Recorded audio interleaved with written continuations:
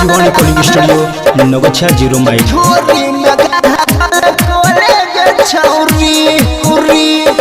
चढ़ दसाई रोहे बंद के हिंगो डोरी ढोरी में कहा जल गले छोरी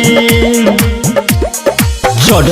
दसाई रोहे बंद के हिंगो डोरी ढोरी में कहा जल गले छोरी अलग तो नजर डाइन जगिन के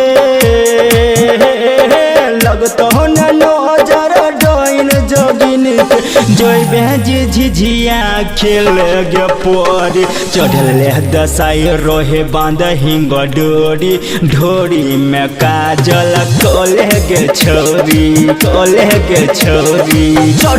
दसाई रोहे बांध हिंग डोरी ढोरी में काजल कोले गे छोरी ढोरी में काजल ढोरी में काजल कोले गे छोरी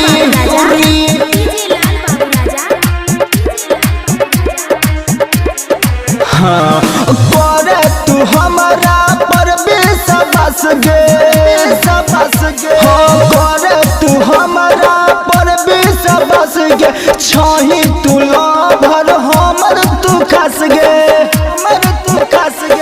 रहतो डैन जगिन रोड पे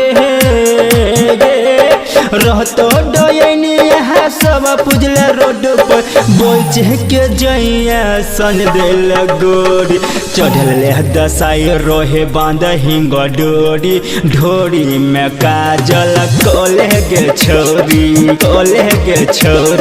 चढ़ल दसाई रोहे बांध हिंग डोरी ढोरी में काजल गे छोरी ढोरी में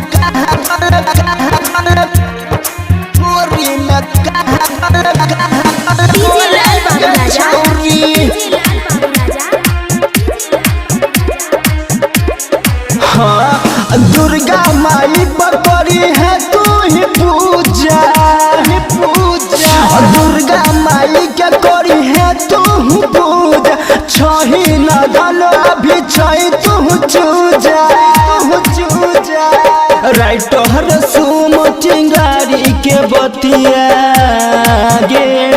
चंदू अमिक चिंगारी के बतिया भूल न जोइया दुख होई तो बड़ चढ़ल दसाई रोहे बांध हिंग डोरी ढोरी में काजल कोले गे छोरी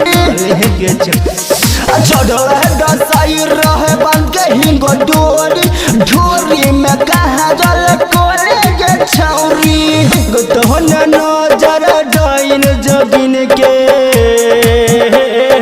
लगतो नजर डाइन जगिन के जोई बेजी झिझिया खेल गे पोरी चढ़ल दसाई रोहे बांध के हिंग डोरी ढोरी में काजल कोले गे छोरी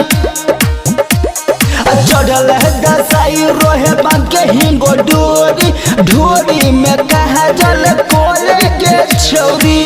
मिक्स बाय एडी शर्मा।